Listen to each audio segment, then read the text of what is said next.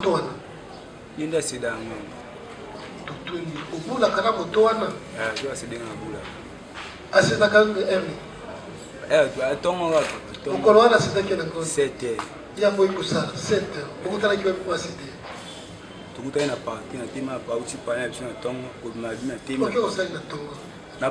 Na vie n'a pas gagné le moto na boula. Comme ma vie, na coûté na y. Tu m'as sauvé boula, sinon boula. À baisser un moto.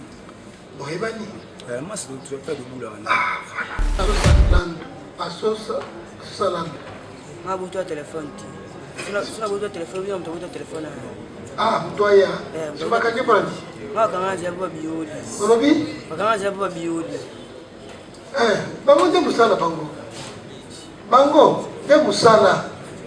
Vous ceux qui va policier, bazo ya Bogokima. Vous avez su qui est bien de passer. Vous avez pas. Alendi na suki bele leba kuke na ngai babiki wa musicien te wa artiste te suki bele pour quoi on va dire si zo bakati na su Et combien vous kangayo?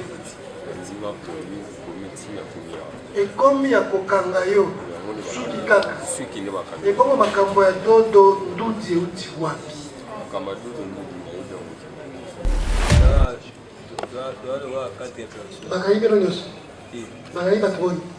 Ngamo ya mwali bisu. Ndakangio. Batiba mususu. No aliki na basi. Batiba ngo basi bazo samba. Basi bazo samba. Dala basi. Omoni bango te. Yes. Pour batika yi bango. Pour bango basala kelo côté. Akimela auditorat. Batiki hein. Vous avez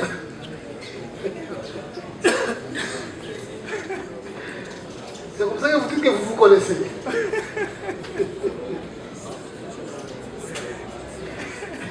Vous avez vu le bâtiment, il a auditorat. 3. Yo, Bala, Nanan, Nadian. Nicolas Dicaboni. Les Azolo, Nangazouai, Balade, la défense.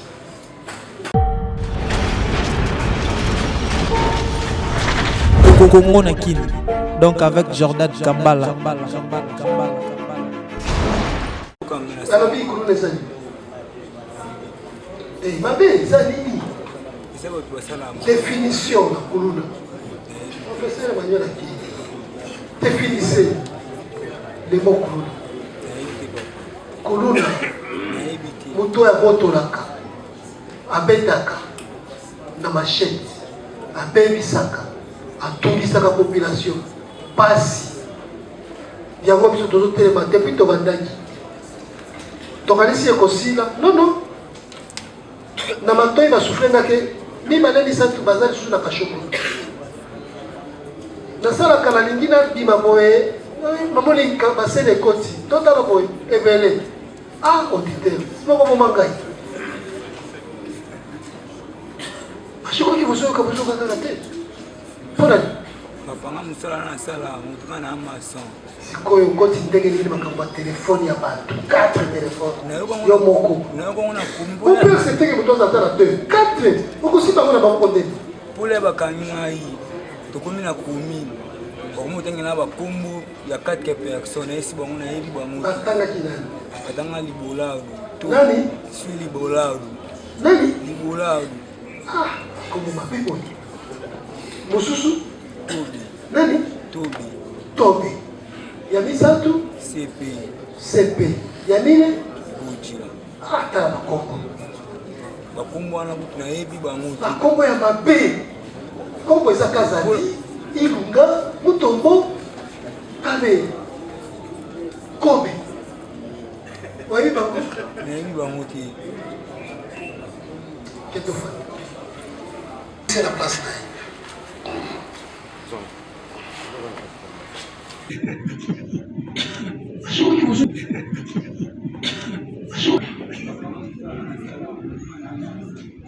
Ministère public continue. À votre tribunal d'appeler cette fois-ci le groupe de Babel Babadi Mele Engedi Tomo Sitati. Babadi Barbel. Yebi Tati Mutongosi.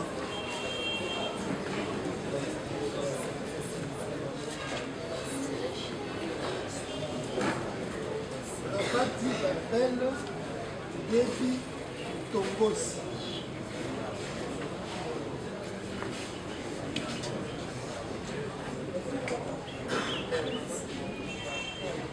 Monsieur le Président, ces deux prévenus étaient tous arrêtés au même moment, en date du 13 mai 2025, alors qu'ils venaient de commettre leur forfait vers 5 heures sur l'avenue du Col numéro 7 au quartier Punda dans la commune de Ngayema, pour donc avoir extorqué le téléphone Android, un téléphone Android, une somme de 4 550 000, plus une somme en monnaie étrangère, $370, appartenant au sien Lokamba et Blaise.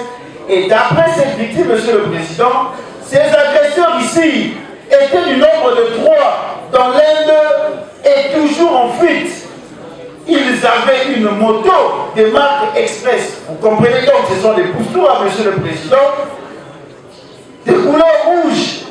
Et il avait même fait l'effort de retenir le numéro plaque d'immatriculation 01SV 766. Ils avaient facilité à arriver à leur fin. Monsieur le Président, cette extorsion de son sac à main qui contenait même son passeport, cette victime ne pouvait que s'éteindre devant les instances compétentes. Et c'est comme ça que nous les avons présentés pour être jugés conformément à la loi. Nous avons dit. Barbel. Tati.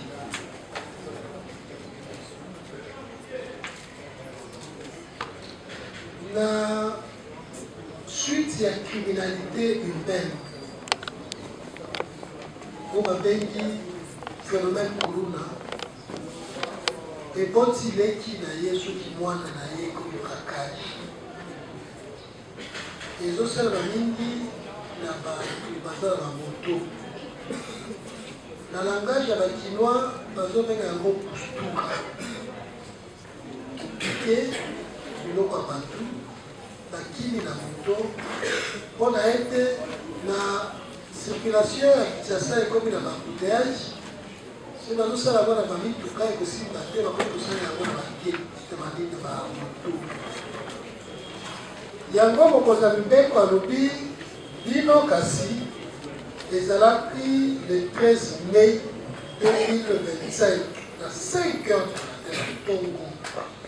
Notre moko akima Banda. Sur l'avenue Kinkole, quartier Punda, commune d'Angaliema. Au retour du téléphone, le téléphone à tout, le sac de la Kikaka, le Kiminango, la carte de 450 000 francs congolais, c'est $470 américains. Vous savez, il y a la moto express, il y a couleur rouge, et là, l'immatriculation 01 SD 566. Oyoki, et petit Sami, il y a des tout pays, tout le bas, qui kuluna, qui braqueur, qui pousse tout. Barbel, est-ce que c'est un solo? Tati, est-ce que c'est un solo? Tati bakangi wapi? Kanga nukapi. Est-ce que bakangi longo na Barbel? Baba bakangi ngadi. Yo bakangi yo moko. Yo sali ni po bakanga yo. Ma kanga pona suki na kama ba suki lo to emi bali. Eza ko epekisami. Yo mutu aliposo za na suki. Soki oloba suki na baministre baza na suki. Kozala na suki ndenge wana epekisami. Kozala matoi baartiste batiaka batoyi yawa na banini babushi biloko na matoi.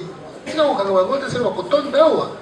Ntango okomi na polisi balobi osali Tona komi na polisi après des semaines. Oui. Baoyebisanga te oyibaki mbongo. Mbongo boni. Kata. Oyo tozoloba awa. La téléphone ya nani? Nayibe ko balobi oyiba yango wapi?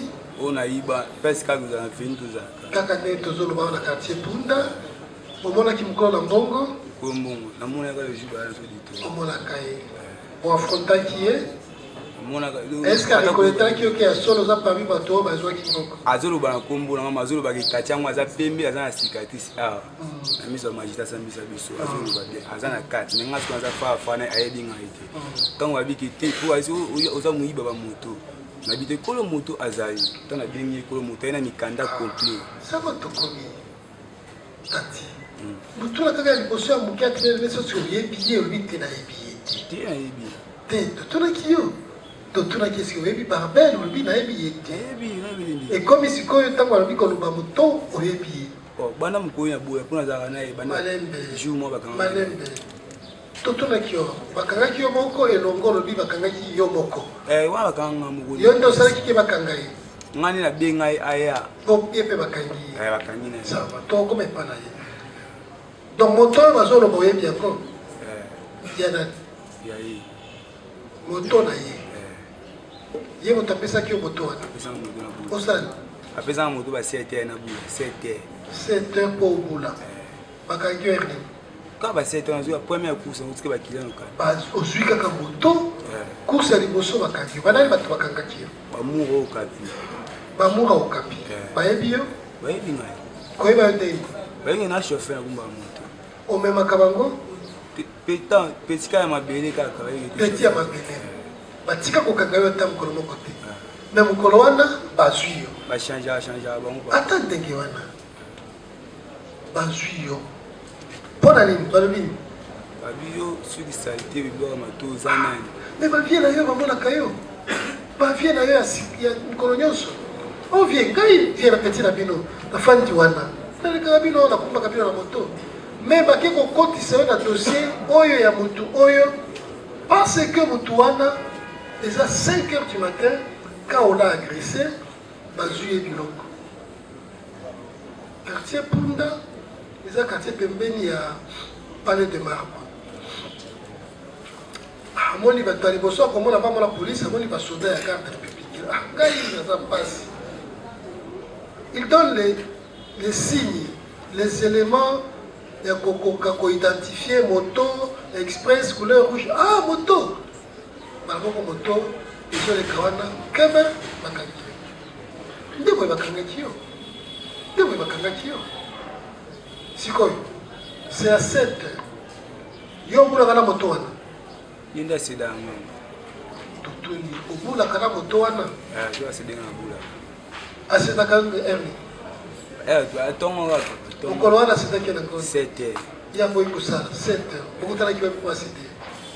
Tukuta na parti na tema pa uti pa na biso na tongo ko na bina tema. Ok osali na tongo. Na bina parti na luka moto na bula. Ko bina bina kuta na ye. Tema so bula sina bula. A pesi na moto. Bohebani. Mas tu fais de bula. Ah voilà. Master. Apesa kayo dépannage. Sanga moto. Balaboni. Donc mbale bele ka pa mbala bele ka moto wana. Mbala boni na moto wana basi bakanga yo na basoda ya mura pona makama matoi na suki. Na lutte. Malheureusement mkono wana bakangi yo. Tu comprends? Moto et utayi kosala crime. C'était une moto ayant commis des crimes identifiés par les éléments de l'ordre de la carte républicaine. On dit qu'on qui s'amoutuni va kokangana yango. Barbel. Yo komolena. Yo. Barbel. Barbel nani. Mabadi. Oza makombo boni. Yo oza makombo boni. Totuni yo. Oza makombo boni. Komba liboso. Komba liboso yanga Barbel. Barbel nani. Barbel Mabadi.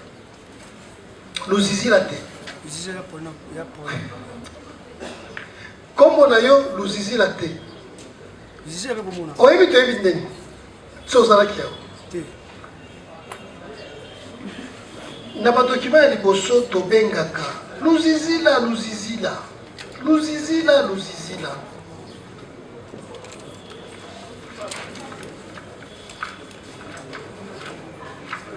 Ntango tokomi na liste ya avocat na yo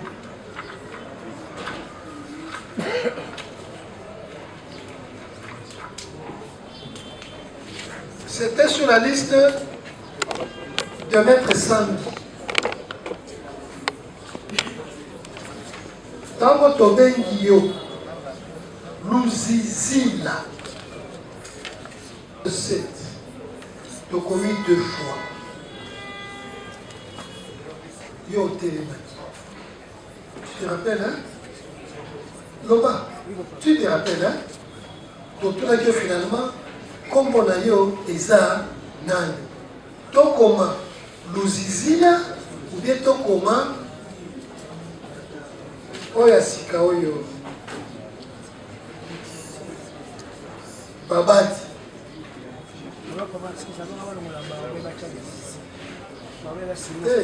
Olobaki kombo na nga Luzizila te bobenga ngai Babati Mbele. Yango na baliste nyonso elandaka Luzizila tobengaka ye lisusu te. Boni kozala kombo Mbele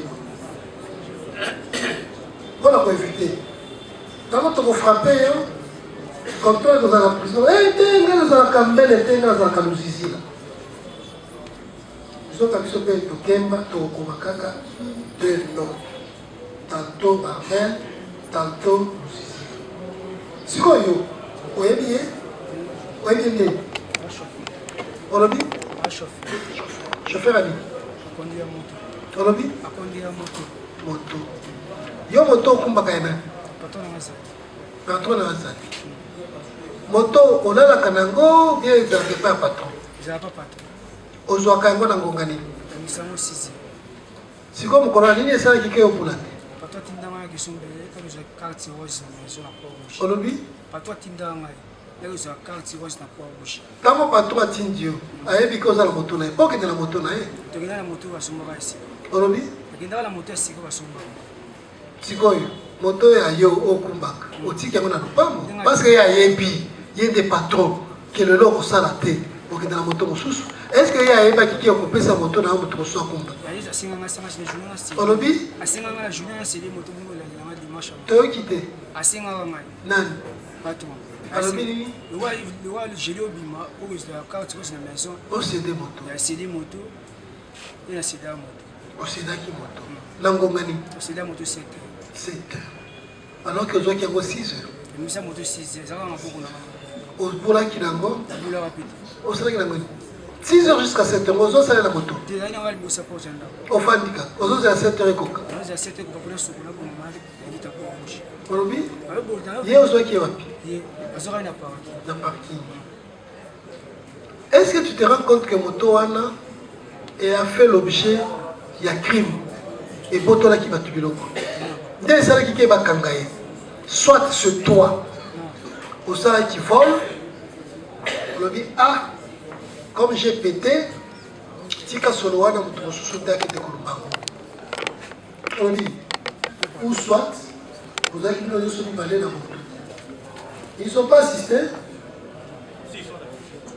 Réagissez, la défense. De leur arrestation, le prévenu vient de dire qu'ils étaient confrontés au niveau de la police. Alors on aimerait aussi avoir ce moment opportun pour on sait donc. Merci. Donc il y a nos fans. Missa Pipi. Moubiaï Piana Joël. Moubiaï.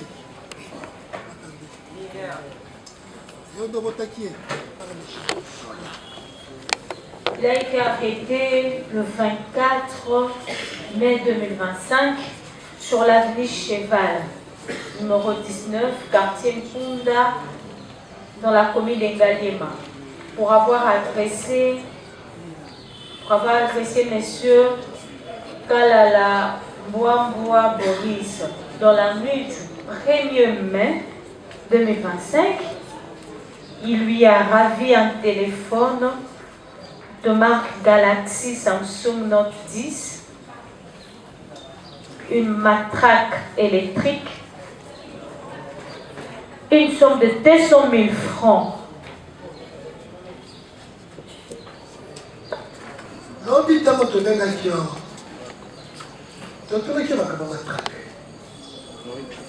Électrique. Yana. Bon, déjà, on a bon, ça les a fait un peu à Kaya. Matraque électrique, ils ont encore un soldat. Où tu vas? Et où tu vas pour un soldat? Même. C'est quoi? Et où tu vas pour matraque électrique? Déjà, batiengani na dossier na nga zali na dossier nani moto atie na kati ya dossier alute te ozala un problème ozala un problème ni problème na me téléphone mpe ezalaki rondi epa motu mosusu téléphone nini natira moi mpe téléphone de maman lui Galaxy ouais. Toi tu reconnais ces faits là le fait le téléphone était rendu par une autre personne. Qui Nani Ce que j'avais écouté à la police, c'était au nom de Zabou. Zabou Ouais. tobengaki lobi bato misato tobengaki yo tobengaki bade tobengaki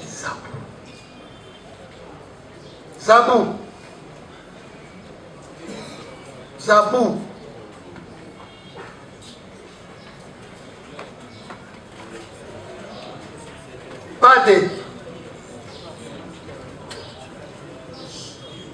Bade Zabou comment on est Olobi Osamba Kilobi Mayamba Lobi Tobenga Kibino Misato. J'ai posé la question sur la matraque électrique. Calme-toi. J'ai posé la question sur l'arme calibre 12. J'ai voulu faire venir ici le commandant Moutete. Malheureusement, il a des problèmes avec la justice. Dites-nous, qui de vous trois utilise la matraque? Olobi Yomoko Mazabou. Yomoko Dotangi. Compte à moi, papa. Loba. Non, Loba. Oui. Non, la Kanyinga. La Kanyinga va ken nanga la police. Va ken nanga 7h. 8h, na yo ka ke téléphone izongi. Téléphone izongi na maboka mutu mususu. Maboko nani? Zabou. Zabou. Le nyo le bik apesi bango $5. Na bipwani te bokaniye, boyani apoto conclure makambo. Ote. Il a fait un autre. Il a 3 mois. Ça samba, la samba vous de téléphone et mon matraque électrique. Yo d'autant matraque électrique. Yo d'autant. C'est là que le téléphone est bon et matraque électrique. Zabou. Téléphone est ma boko na yo. L'homme au Kosibiso, sa moteur, sa nini. On a dit tout ça ici. Yé wala za pembeni. Téléphone est dans ma boca. Non, papa. Dis à Wangani. Abing appelé. Le téléphone, Malembe. Est-ce que le téléphone est le téléphone est ma boca? Si on me le téléphone est ma boca. Est-ce que le téléphone est ma boca? Le téléphone, lorsque j'étais à la police, ça s'est parlé que c'est qu'il y a eu le téléphone. Monsieur Tika français qui parle de Wana. Il y a beaucoup de Lingala, Poya Yoka. Est-ce que le téléphone est où qui n'a pas beaucoup naïe? Alors, Loba Yoka. Silence là-bas. Sabou. Téléphone est à beaucoup naïe. Matraque électrique. Nanda Salagopade. Moi, je n'habite papa. Quand on a un dossier montant. Calibre 12. Calibre 12, papa, non, chasseur. La défense. Merci. Bon, continue. Toi. Qui toi? Wamongo Israël.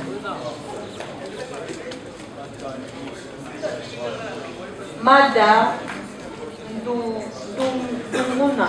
Mada Dunguna.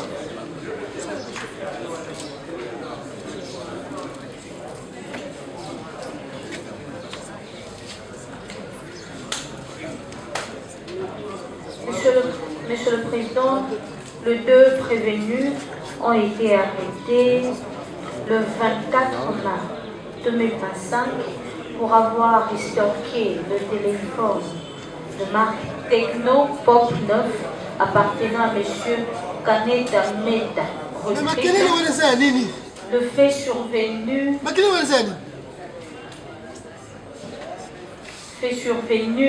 en date du 21 mai 2025 vers 6 h du matin à l'aide d'une machette, Monsieur le Président. Miyibi.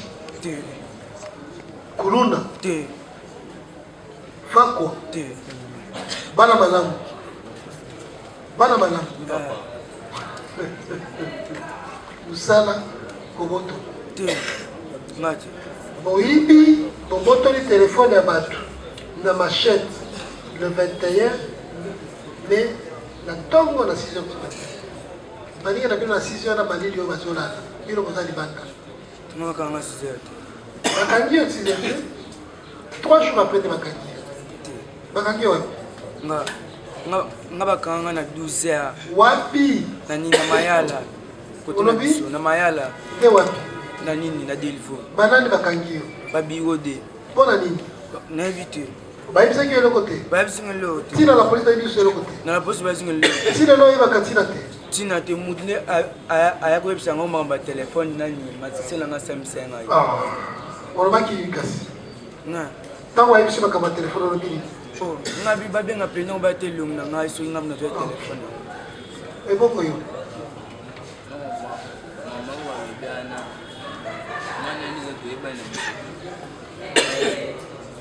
Au sein de l'accident.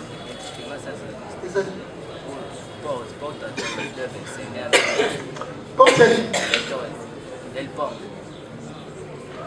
Porte-à-lit.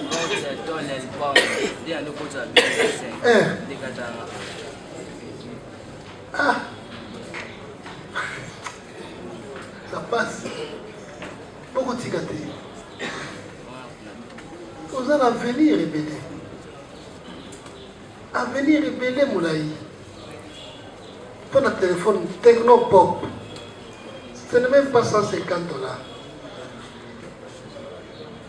Voilà le salaire qui manque. Voilà. Balabondi aussi au Kangama. La défense. Monsieur le Président, nous voulons poser la question au ministère public. Allez-y. À la maison, nous avons des machettes de mariage, on donne dans les blocs de mariage. Alors, la plupart des machettes qu'il a amenées, ce sont les machettes de mariage qui accompagnent la... De chez lui. Oui, mais elle peut avoir la machette. Alors, maintenant, il s'agit de quelle machette que les autres... Merci. Beaucoup de fans. Merci. Évoluons. Chris et Manieka Basungula Daniel. Aloua.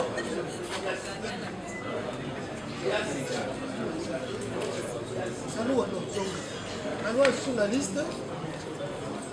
Manieka Basungula Daniel. Manieka Basungula. Monsieur le Président, ils étaient à 2.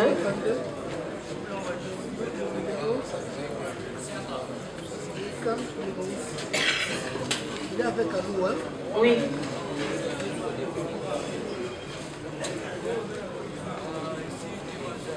Ok. Allons-y.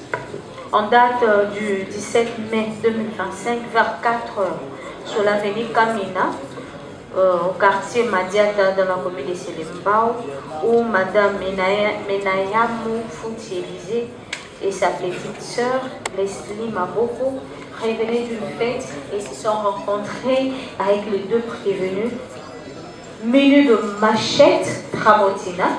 Monsieur le Président, nous avons déposé le PV. Ils ont stocké un sac qui contenait un téléphone Technopop et une somme de 150 000 francs et 20 000 francs, 20 $, Monsieur le Président. Manieka. Makangiwa. Nambanza. Olobi? Nambanza, vini Mbanza. Bona nini? Bona nini? Bona uzabu hivi. Bona ubotola kibiluko baba. Nani mutabotola? Aluwa nde? Ndabotola Aluwa. Aluwa za masala yo? Tutana na bwana fiti. Olobi? Zana fiti, tutana fiti afana. Ezaki feti. Na tongo na ngonga ya 4 h du matin. 6 h. Nde aluwa botoli. Ezaki kubata familia misi. Yopo zalaki pembeni? Ti. Siko, oyebaki ndeni ki aluwa botoli. Ngana yokiba abili na muibi kubima na biwa. Olobi? Yokiba abili na muibi kubima. Mais bonjour na ye pembeni. On s'y fait ensemble. on s'y fait ensemble. On s'est ensemble. Et l'on va dans la bande. M'appelez les moyens d'idées. Moi, je vais faire des choses. Qu'est-ce qu'on fait? Continuons.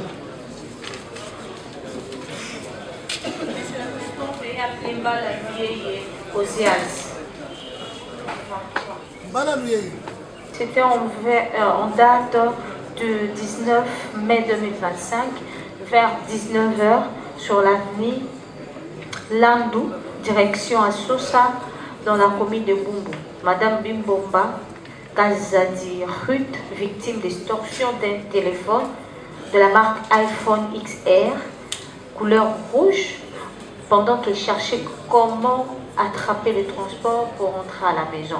Le prévenu ici devant vous, Monsieur le Président, c'est un dangereux. Il appartient à une écurie, il est membre, il est le chef de bande d'une écurie à Sosa Gang. À Sosa Gang, situé dans la commune de Bumbu.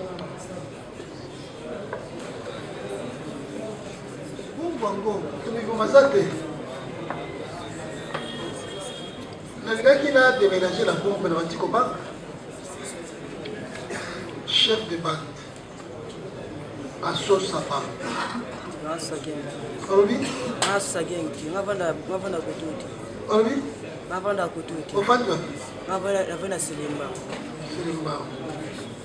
iPhone ya bato.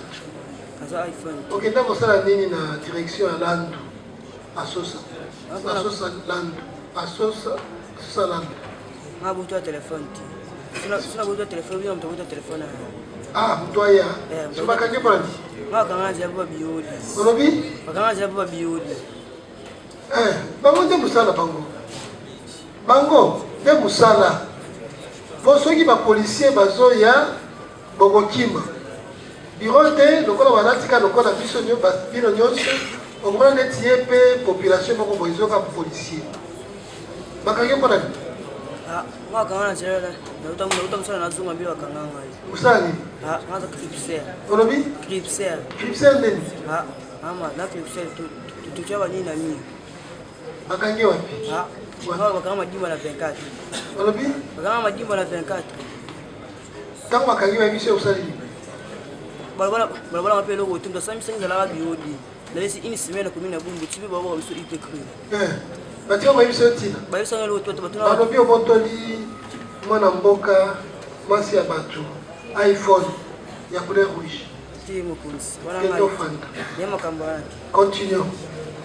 Mafuta André. Mafuta André.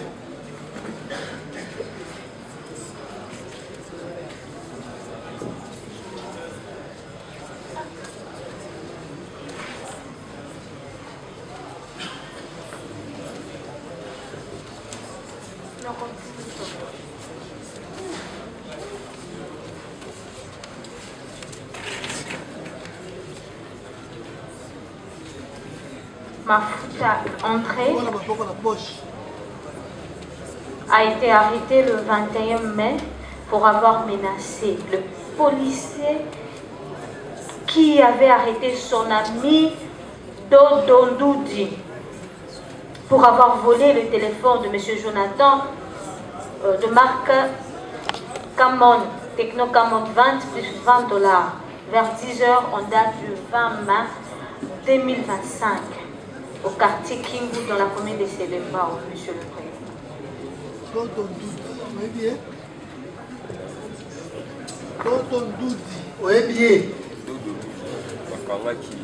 Est-ce que vous avez bien? Vous avez bien dit?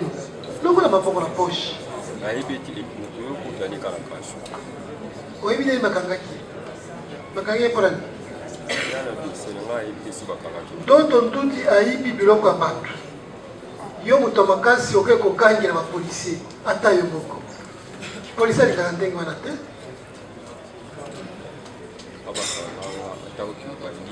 Olobi?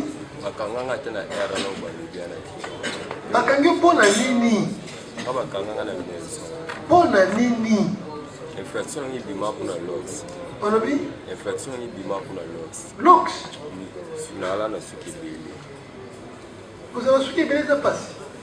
nalendi na suki ebele leba koke na ngai babiki musicien te artiste te suki ebele boye po argent bango mo balimisisi zo bakati na suki ekomi ya kokanga yo ndima komi ntina komi ya ekomi ya kokanga yo suki kaka suki nde bakanga ebongo makambo ya dodo ndudi euti wapi makambo ya dodo ndudi nayebi yango la défense. Merci, Monsieur le Président, pour la parole accordée. Monsieur le Président, comme nous venons de le dire, nous réitérons que nous aurons besoin de PV Cécile et puis nous aurons aussi besoin de PV d'audition de Makout André pour mieux assurer notre dossier. Merci. Continue. Il a été arrêté le 17 mai 2025 vers 14h sur l'avenue Panzi dans la commune de Bumbu pour avoir sémé la terreur accompagnée de son écurie 412 qui s'affrontait avec l'écurie bâtiment des Sayo au cours duquel les deux écuries ont estorqué, volé et causé des dégâts au sein de la population de Bumbu et Ngiringiri.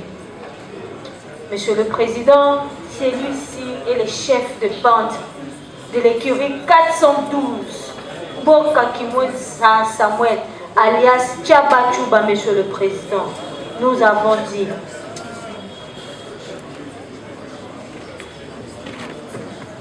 Tchabachuba. 412. Bâtiment Sayo.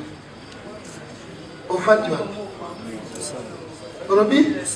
Bosama te wapi? Giringiri aza voisin na Bumbu. Boete. Bakange polani.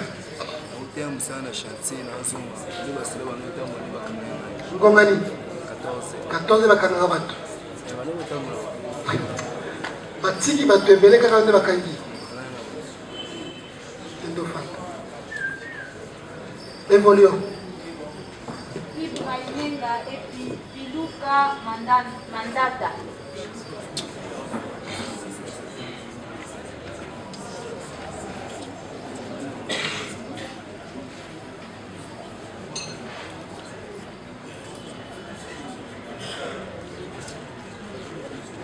Ibra Inenga. Piluka Mandata.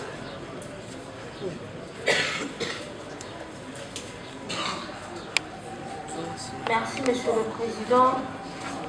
Ces deux prévenus, Monsieur le Président, sont très mal réputés, Monsieur le Président.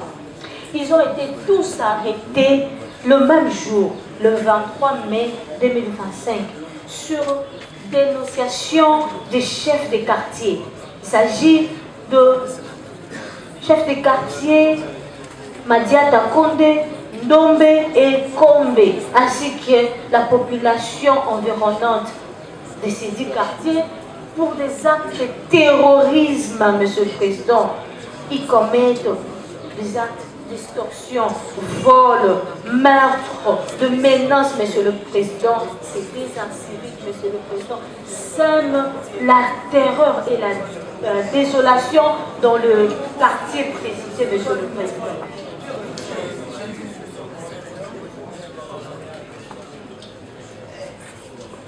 Silence.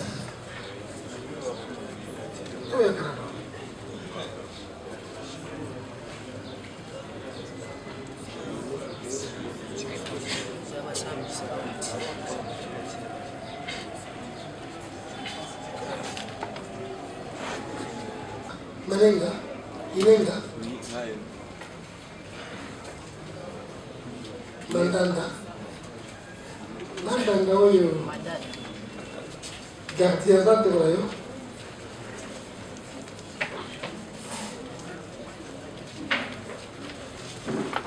Boyebani bakuruma. Population elembi. Chef de quartier dit pardon.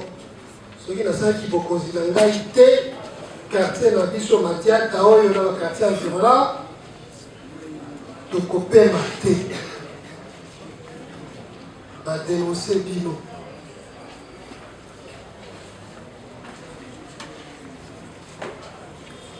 Ibra, ils ont solo. Bakayé pour la nuit.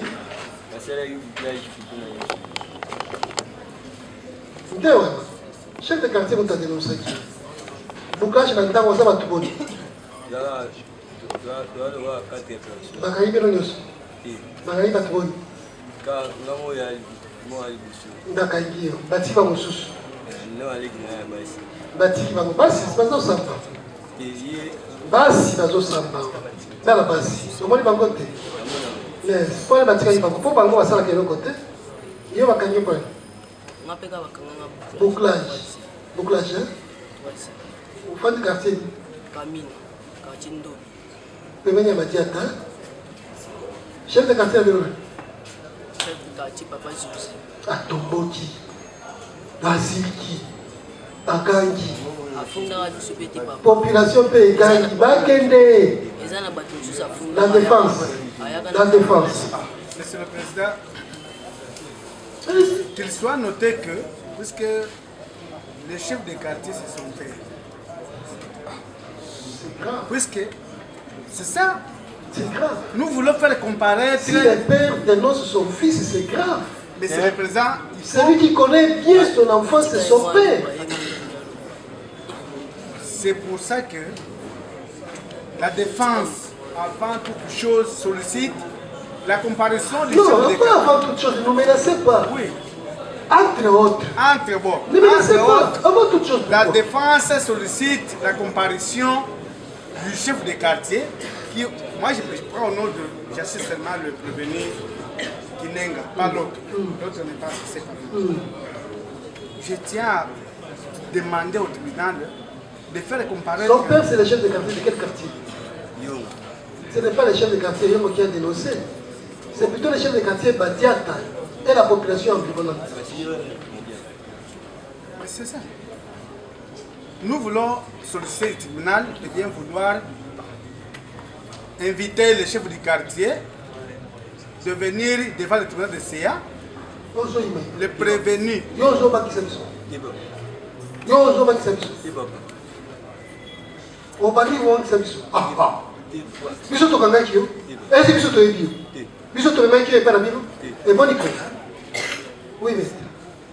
Nous sollicitons la comparaison du chef de quartier que le ministère public vient de citer.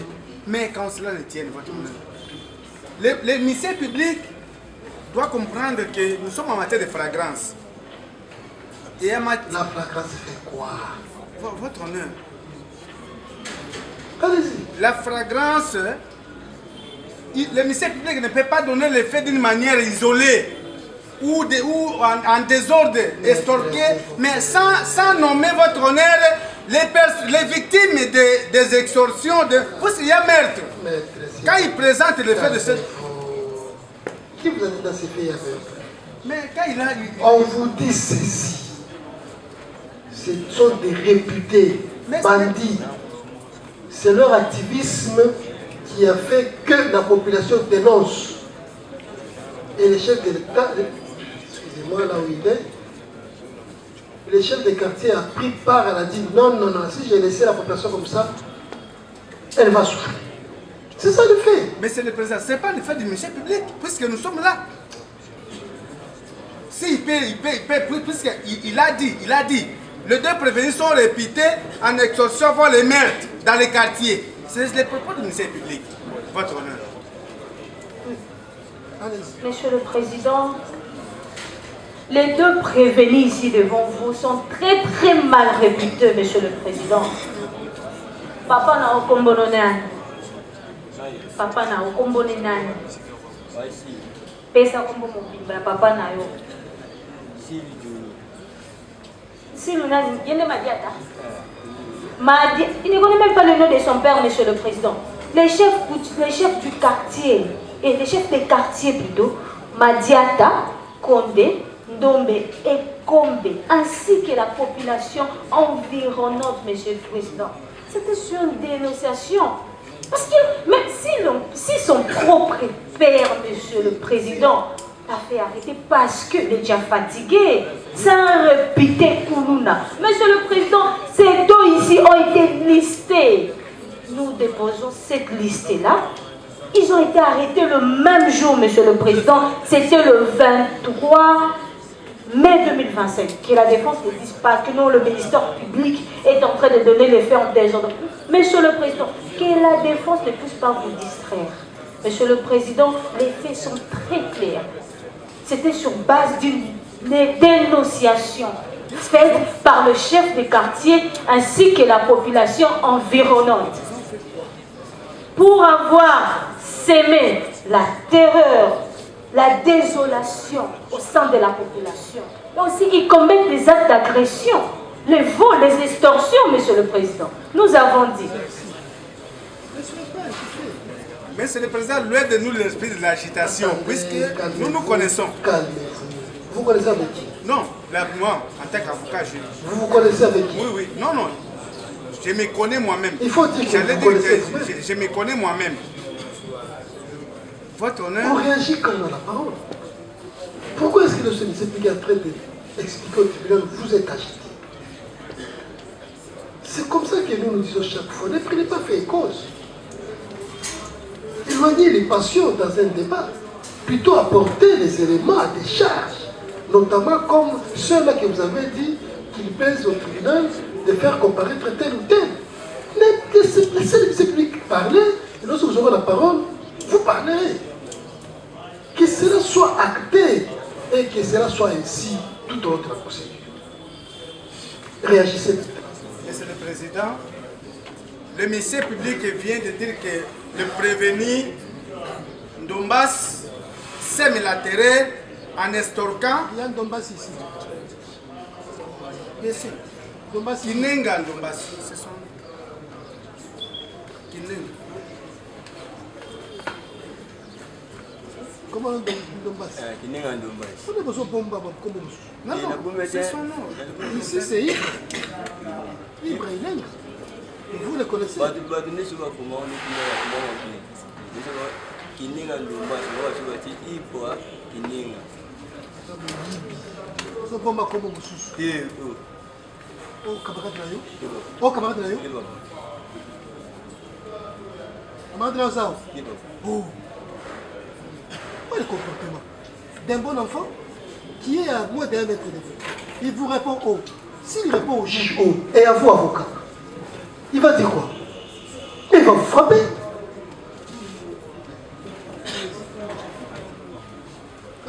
Monsieur le Président, la défense voulait juste poser deux questions seulement au ministère public. La première, c'est de savoir de prévenir Kinenga sème la terreur en estorquant, en volant le bien de plaisir des citoyens. Est-ce que le ministère public peut nous donner les victimes des extorsions et des vols? On va appeler chef de quartier.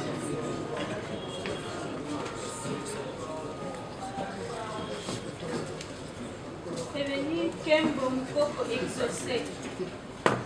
Qui? Kembo Moukoko exaucé. Kembo. Le dimanche 18 mai 2025, dans la commune de Bumbouga, 17h sur l'avenue Kimayala, direction Gambela Khartoum, pour avoir administré des coups à l'aide d'une machette sur Matouayizila Mavoakala Thierry sur la tête. Et ensuite, il lui a ravi une somme de $40. Et au cours d'un affrontement entre l'air écurie, PG Social La Base et une autre écurie, ce prévenu, Monsieur le Président, a administré des coups. Vous allez voir des photos. Les photos sont là. Ce n'est pas la première fois qu'il soit arrêté, Monsieur le Président. C'est un dangereux. Regardez comment il a fait, Monsieur le Président. C'est un dangereux. Nous avons dit.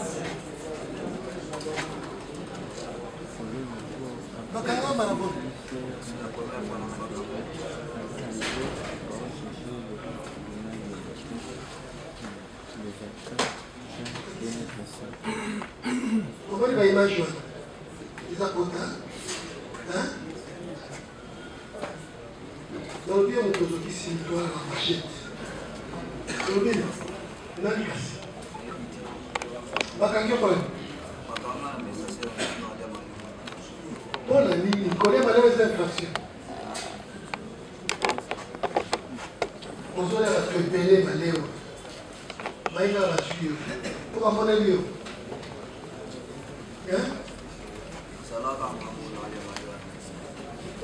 Kembo mokoko exaucé MK de combien MK quoi Nathalie ni kazo pola wazo kama shweto mzapana Itazo pola itazo kama shweto mzati ni makasi mkaba machete pourquoi Makosi Tama kanyo maneo balubi. Balubi ici. Na mutua. Akina iti hospital. Ina iti hospital. Mala mboka matundila. Mutu ndesika ipesa ka bongo. To rezona kana mutu sio yo bongo beti la bongo. Sio ni. Kembo mukoko exaucé alias MK. Yo chef de bande.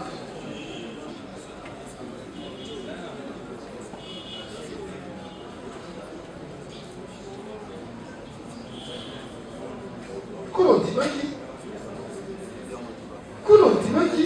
Elle est moutée à faire le maïs de Pelé.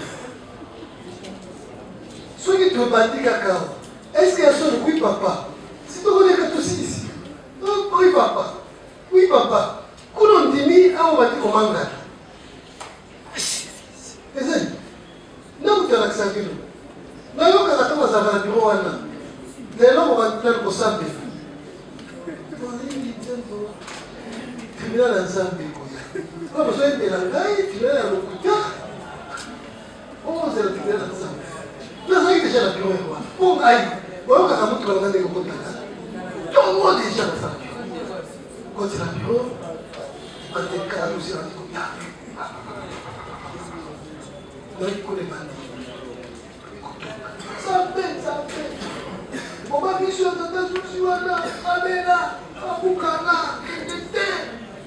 a pensar que é como moana, a Polingo, a pensar que essa é uma casa, tossi a uma petiana. Mas cadê o Deus.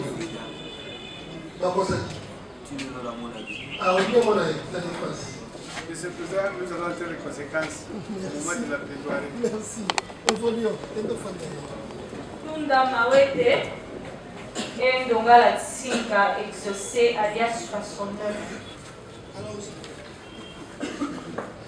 Ils étaient tous arrêtés le 23 mai 2025 vers 22h pour avoir extorqué un sac à main de mademoiselle Yala Moya Jessie, contenant une somme de 50 000 francs plus un téléphone de marque Itel à l'aide de machette sur l'avenue Ngeba dans la commune de Bungo. Ils étaient au moment des faits sur une moto dont son ami Singi Lubutu Tchanova. Et ils avaient réussi à extorquer le téléphone ainsi qu'une somme de 50 000 francs de mademoiselle Jessie.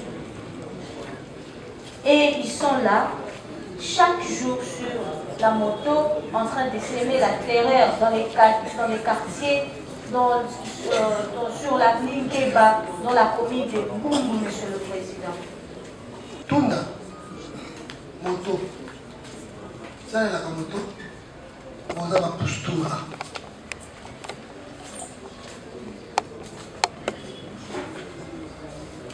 Bakangnya apa? On dit? Bakanga pour 3 piliers. 3 piliers, ça y est. La belle. Combien de 3 filets en débat? Bayaka na bakanga bato mutunde be bakanga. Azwanga na mbungu. Bakanya na. Bakanga ngamu. Ça va kendo fan. Évoluons. Monsieur le Président, veuillez appeler Louvoilou Gatiki Orly et Dianza Mabosso Gauthier. Louvoilou. Louvoilou et Dianza. Dianza. Monsieur le Président, et ce sont des enfants mineurs qui étaient partis à l'hôpital.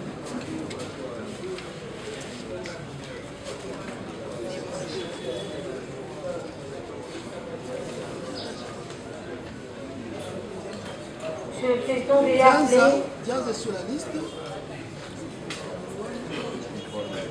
Louvoilou n'est pas sur la liste. Pardon? Louvoilou n'est pas sur la liste. J'ai dit Dianza. Dianza est sur la liste. Oui. Dianza est sur la liste. Louvoilou n'est pas sur la liste. Louvoilou n'est pas sur la liste. La liste est... Bon, je ne sais pas pourquoi, puisque pas... Pourquoi? Parce que c'est la liste. Les jours là, il était parmi les... Non, malheureusement. Nous avons repris tout le monde. Ils étaient au nombre de 31. Ils étaient au nombre de 31, dont 4 n'étaient pas sur la liste des mineurs. Parce que sur les 4, il y avait Ilame qui s'est retrouvé 2 fois, mais les 3 autres, on a reproché la saisine, la décision des mineurs. Et donc, si vous faites ça, le calcul est là. Ici, ils sont 27. Je pas dit Dianza, Dianza sur la liste. La liste est là. Nous faisons qui de la liste. Nous savons que... Ils étaient tous arrêtés le 21 avril 2025 vers 21h pour avoir estorqué une somme de $300 et un téléphone de marque Itel appartenant à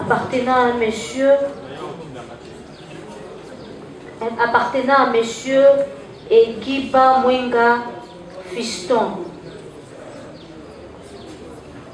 Au moment où le monsieur était en train de faire une transaction sur un PESA et ses groupes étaient intervenus pour lui ravir le téléphone et la dite somme.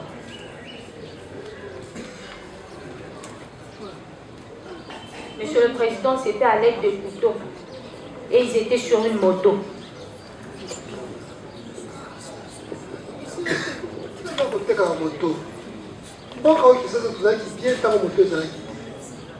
Le moto est mais c'est sur passe.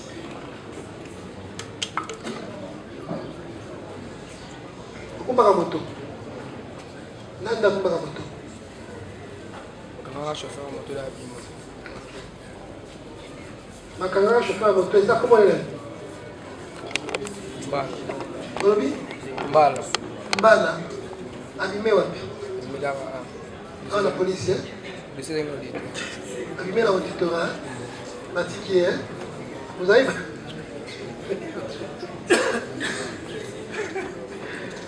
C'est comme ça que vous dites que vous vous connaissez.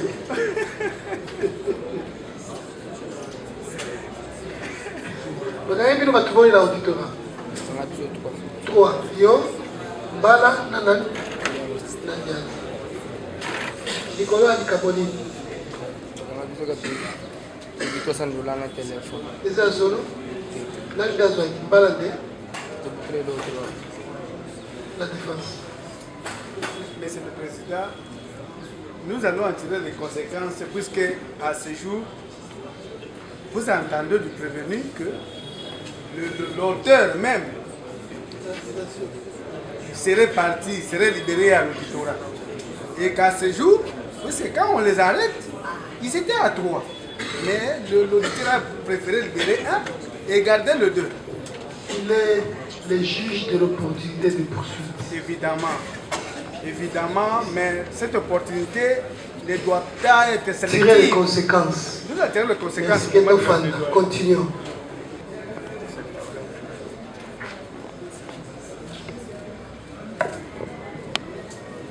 Monsieur le Président, c'était dans la nuit du 6 au 7 mai 2025, vers 4 heures. M. Kouyela, Lukumarola et sa famille ont été visités par les civiques communément appelés Kuluna En l'occurrence, Ibanda, Baturutuele Rema et Kabongo, Kazadi, alias Strong.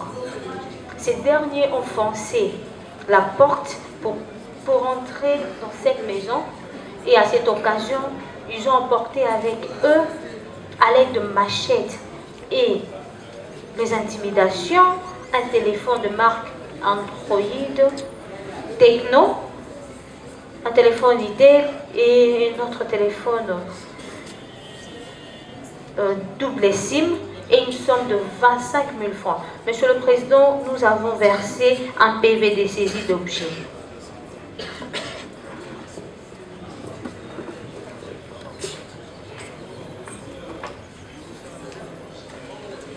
Strong. Son. Déjà son. Son. Son, il peut jouer Son. quand son. D'ailleurs, pour la moulaï, pour la bête à balle. Papa, vite, on a pour la pola, on a le cavachou, et puis nous avons. Hein? On a déjà combien de tabac? La bête à la bête à qui sont voilà quand on a la machette? Il y a encore la lobby. Voilà ma première tigaba pour. Petit de Moukoussé. Rema, oui bien. Mais vous avez dossier moko. Bakanga ngai, baye mutakanga mutu moko. Ba voisin na biso bakoteli na 4 to ça veni moko. Mutakotela ki soit disant ezaki camarade nga avanda na lupangu na bango. Akoteli mutu ba 4 asali action akimi akecha. Ngala sa pongi soda wakangi ngai ngale to abambanda to alinga mama bana. Ayeko kanga ba 9h30 ça y est. Akana kayo. Il a possible de touche. Voilà mon ami. Ah, tu as souffert, hein? Si vous petit de Moukoussé, qu'on a mis d'abord. Hier, tant que je suis dans sucette, après quelques minutes, je suis dans un petit moment, je suis allé sur le sonde, je suis allé sur le sonde. Akanga batu bayibaki bafuti ba mandi babimi ngane mbongo amandi sai yo ti pona mwasi po nikolo ya tosakana na ye po muto ayibaki da akanga keme da bima na commune ya ku la défense. Juste une seule question pour observation. Est-ce que le ministère public peut nous dire avec certitude que le prévenu a été auditionné au niveau de la police? Et il y a un PV de saisie dressé par l'OPJ. Monsieur le Président, veuillez appeler Abilama Jonathan et Massamba Koumeso. Abilama 66.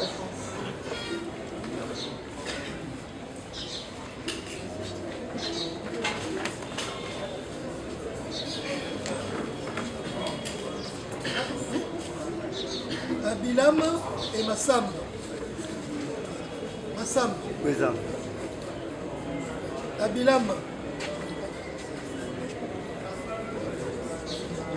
Monsieur le Président, ces deux prévenus, c'était dans la date dans la nuit du 27 au 28 avril 2025, vers 2 heures. Ils se sont introduits à l'aide de machettes dans la maison de Madame Jolameso Espérance, 6 au numéro 134 sur l'avenue Ngoufou, quartier Luboudi dans la commune d'Engalema. Et par la même occasion, ils ont emporté 3 téléphones, dont un téléphone iPhone, dont un iPhone 12, un autre Samsung Android et le Techno et un Power Bank. Ils étaient arrêtés le 29 avril. Massamba. Massamba. Makangewa. Makangewa veni Ngoufou. Ndewa. C'est les morts. Voilà ni. Biso to utana biso parade na Kankoko. On a soda. Nazari. On a récrit. Oui. To uta parade na Kankoko le lundi. Silisi pe parade to ando zonga to komi na Ngoufou biso to na recevoir na mémoire pita moko. Si ko za récrit, on a recevoir. Pas pour la kamoko. Na récrit. To telami na Ngoufou na Prince. Obele. te natelami wana mpona ozela bapoli oyo eutaka bakasangulu kisantu tomela masanga tsamba tosombi tsamba 500 francs 5 heures déjà te wana lendi touti da parade na kankoko tosilisi parade nde tosongaka bakomano nde tosongaka totelami tomela masanga tsamba namoni na ngambo wana bapolicien benclairer bakatisi diame nayebi mpe benclairer yango te make nayebi nanga na makambo na bango te nasali mpe eloko te moko aye ayebisi ngai epesa ngai moto ya shimboki nazwi moto ya shimboki napesi ye batelami kaka wana nga mpe natelami na ngambe nayebi ke baza benclairer me te make nayebi eloko te mwanakima bango mpe eza te natala boye bapolisier bauti na ngambo bandi okatya prince oyo azalaki likolo ya baoding akitimba moko akangi nga na nzoto ti bapolisier bayana babi na ngai oyebisa moral oyebi papa chéri nayebi te nga nayebi bango te bamoko mwana mama na nzola meso abimi abi toluka papa chéri na sa moral bango tu bakotela biso na ndako me bozalaka na bango nga abi te nga azalaka na bango te nga oti paradi koya na nga kasi soki nazalaki na bango to nasala akotaki na ndako na yo nini ezangaki ebele mbongo wana tozwi tosilisi paradi nalala na nga na kankoko me nalali na kankoko te tosilisi paradi na bimi susu ntina site nayebi bango te moko totelemaki mpo yepa komando na kankoko barekri balikili siko biso toyibeka bana tokemba deja soki yo mutu te papa excuse ye pa alikili ye pa alikili oyoka lukento ya masasi po babenga mwanaka swing tolingani nde tokende papa naoyoki ye akoti dabord ndeni parce que totelemaka na ye totunaki soki oyebi ye nayebi ete me nakutanaki ndende na parade kuna totuna ya liboso totunekeke eske boyebani obi toyebani te ekomi ntango azokanga ye ekomi mpe oyebi ye te nabaki nayebi ete nakuna na dosie wana oyo bakangeli yanga na ye nayebi yango te ye sikoyo akoti na likambo na yo ndenge nini potama oti parade oza na ye te bofandi na esika moko te boni bokosetrouve esika moko ntango azokanga yo bokomi esika moko ndenge nini kasi ndenge touta parade bozalaki na ye tozalaka na ye nde touta parade mpona nini ozalaka na ye azalaka masta na yo masa na ngai te ka moninga yanga likili tokutana na parade kuna nzela moko bofandi na esika moko tofandi na esika moko te boni bokutana na esika moko wana basoda bazali bapolisi ma kumeso ngai abimana komando yofandi kaluka yaka kankokolo mpo okoma kaluka okende nzela selemba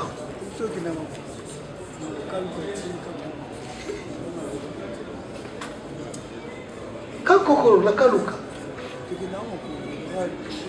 okokende ti oleki prison ya makala oke kotala ntu mpona nini mpona nini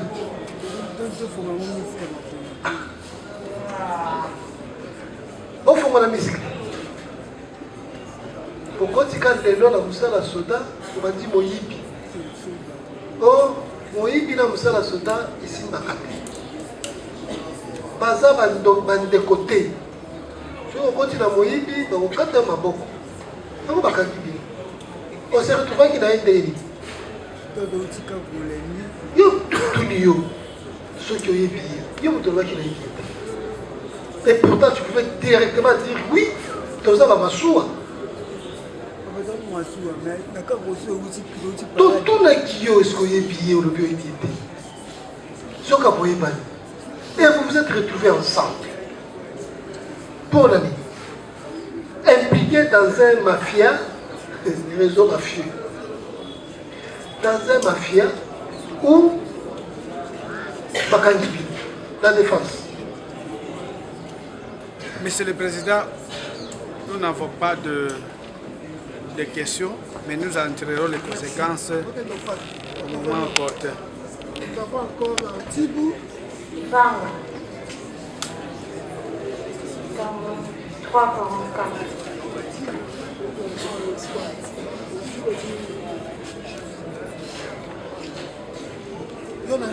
Mitch.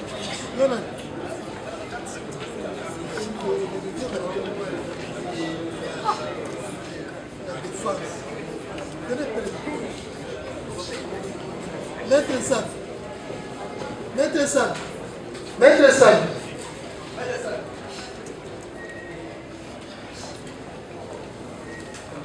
Voilà une minute. Voilà une minute. Voilà. Il est sur la liste d'équipe.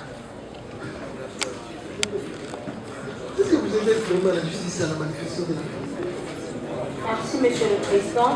C'était en date du 3 mai 2025, aux environs de 22 heures. Les deux prévenus, Monsieur le Président, étant munis d'armes blanches, de machettes, se sont introduits dans la maison commerciale de M. Mazoa Ukele, située sur l'avenue Madimba, quartier Asosa, Birmanie, dans la commune de Bumbu.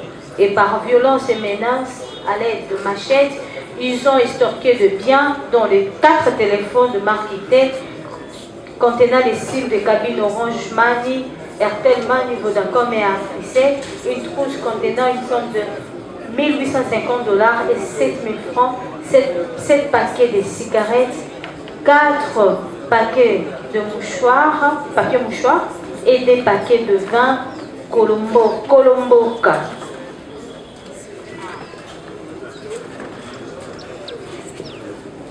ngai soki bozwinga butu botala telefone bokozo ya kobeba bokotila baposhe nanga bokozo ata mbongo te bapapier oyo bokosala ngai bokatanga batoi mpo nayokaka te. Pourquoi c'est toujours le téléphone? Pourquoi c'est toujours le téléphone? Téléphone yango boteka yango 10 $. Oyebi ya tibu beaucoup de na kasho na dossier moko dossier nini dossier nini eza dossier nini eza nini na telefone olobi telefone ebungi te telefone bazwi na makasi ebungi te soki ngai nakweyisi telefone nokoloba nani ngai moko. Mais téléphone, botoli. Namakasi par l'usage de machette. Parce que la maman peut vous ma cassité. Ma casse est à la machette. C'est comme ça que botoli ma téléphone 4. Bon, je t'ai un bon qu'on a $1000 plus que ça. Pourquoi? Travailler, créer de la paix. L'homme mangera la sueur de son front. Il ne mangera pas dans la poche des autres.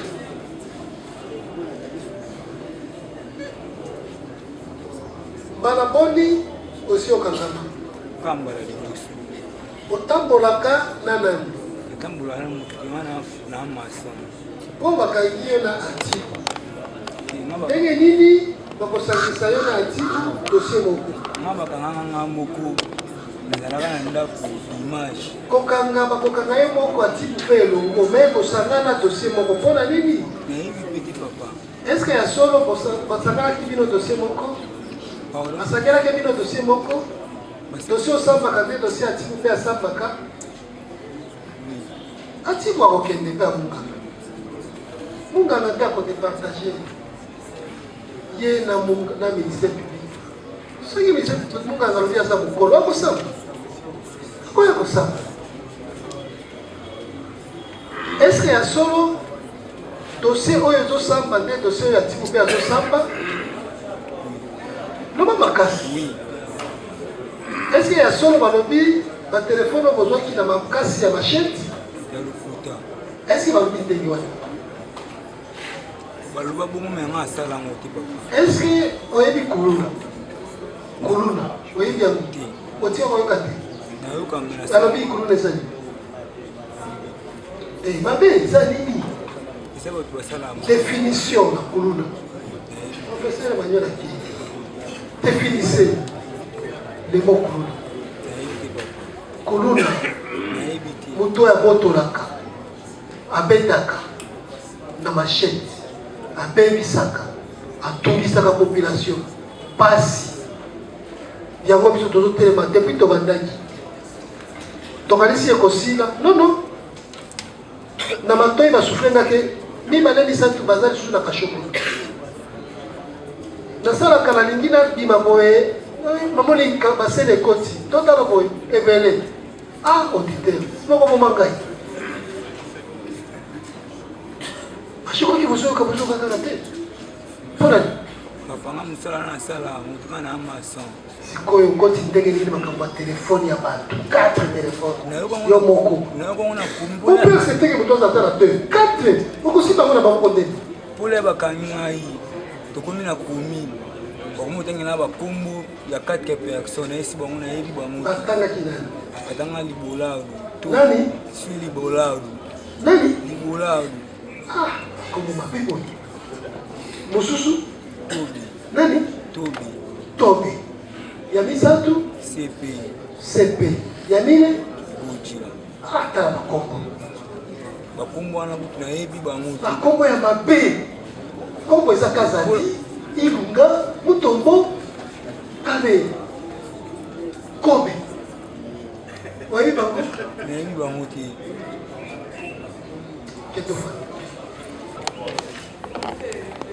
Ifando Nzenza Brali Rabi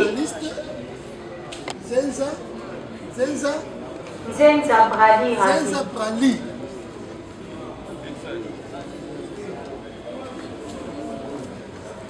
Lokofe Ndilu Aristote Lokofe Ndilu Aristote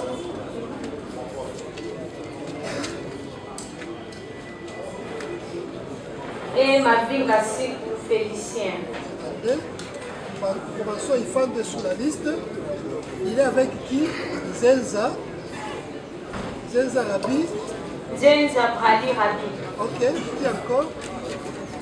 Lokofe Ndilu Aristote. Lokofe Ndilu Aristote.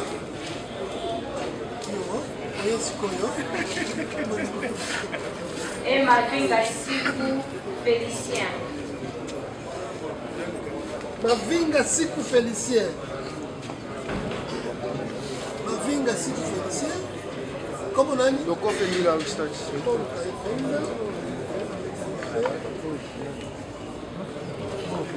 Mavinga Sikou Félicien.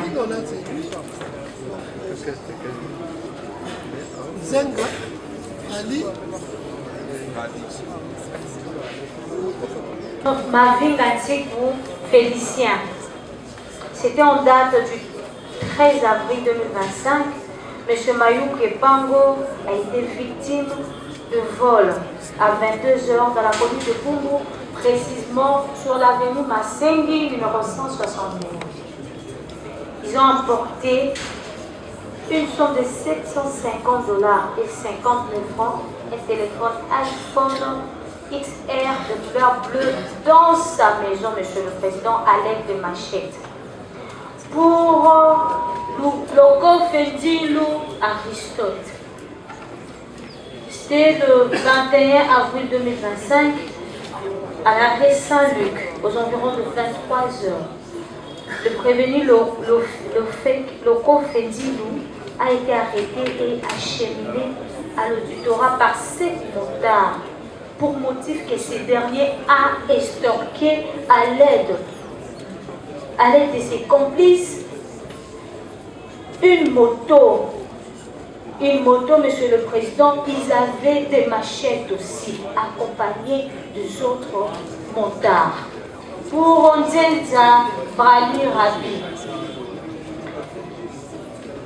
Monsieur le Président, il a été arrêté au mois de mai, le 13 mai 2025, sur l'avenue Ganaketi. Ce prévenu devant vous s'est introduit dans le domicile de M. Malonda Kimitibi sur l'avenue Katanga numéro 75 dans le quartier Diomi dans la commune de Boumou avec le concours de ses amis qui sont en fuite pour avoir menacé et extorqué à l'aide d'une machette un poste téléviseur plasma de 32 pouces et 2 téléphones de marque Camon 20 et Spark 10.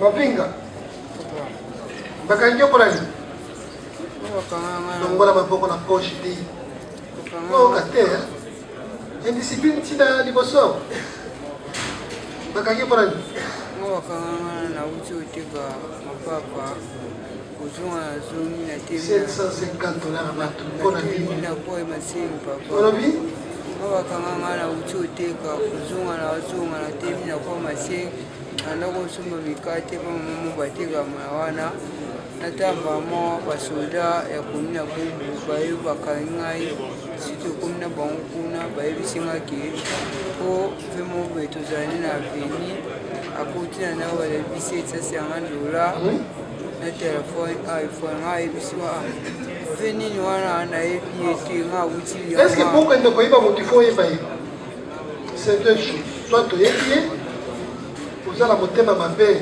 lokola nani yoyo. C'est quoi Vervi. Et Bambou Moukala Mathieu. Mathieu. Allons-y. Bambou Moukala Mathieu. En date du 16 avril 2025 dans la commune de Bandalunga, quartier Bassoko, sur la mairie Saint-Cruz. Au environ de 5 heures. Est venu Bambou Mathieu, accompagné de ses deux camarades qui sont en fuite, ont menacé et extorqué à l'aide de gilets une somme de 70 000 francs au préjudice de Madame Tchabou Pinda Angèle.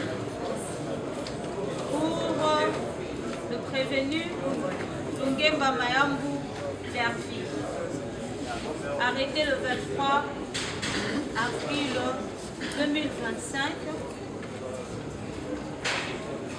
pour avoir menacé et volé à répétition à la maison, dans leur propre maison, Monsieur le Président, une très forte somme d'argent et troublé et s'aimer la terreur à la maison. Et il a dernièrement menacé sa grand-mère qui est déjà au 3e âge, Monsieur le Président. Moyibi andako. Moyibi andako. Baboti balembi. Babwaki yo. Bakangisi yo. Bakosi. Bakosi. Bakange mpona nini? Po bayimi yo? Mpona nini? Mpona nini?